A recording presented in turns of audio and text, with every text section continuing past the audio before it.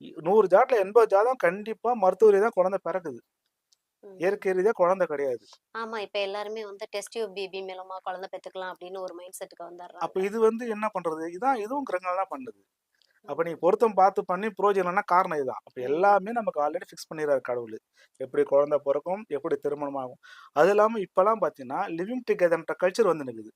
ஆமா சார். ஓகேங்களா? இன்னும் ஒரு 10, 15 வருஷம் கழிச்சு பார்த்தோன்னா, திருமணமே நடக்குமான்றது டவுட்டு தான். நீ கண்டிப்பா. வா ஒரு ஒரு 4 மாசம், 5 மாசம் வாழ்ந்துக்கலாம். ம். சேர்ந்து வாழ்வோம். இல்லன்னா விட்டுட்டு போயிடுவோம். இப்படிதான் ஜாதகமே இப்படிதான் வருது. ஒரு பெண்ணுக்கு பார்த்தாலும், ஆணுக்கு பார்த்தாலும் கிட்டத்தட்ட ஒரு 3 பெண்களோடயோ, 3 ஆண்களோட தொடர்பு வர மாரி தான் இன்னைக்கு இருக்கிற காலகட்டமே வருது.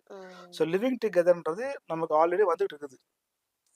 புரியுது. ஆமா. அந்த கலாச்சாரம் மாற கலாச்சாரம். ஸோ ஆரம்பிச்சிருச்சு. இதுவும் பார்த்தீங்கன்னா, உங்களுக்கு அந்த 7ஆம் பாவம் கெட்டு இருக்குது, 2ஆம் பாவம் கெட்டு இருக்குது. ம். இப்ப பிறக்குற குழந்தைலாம் எடுத்து பார்த்தீங்கன்னா, என்னதான் நல்ல நேரம் பார்த்து நீங்க குழந்தைய டெலிவரி பண்ணாலும், ம். அடுத்த தலைமுறை லிவிங் டுகெதர் வாழ்க்கை தான் வாழ்வாங்க.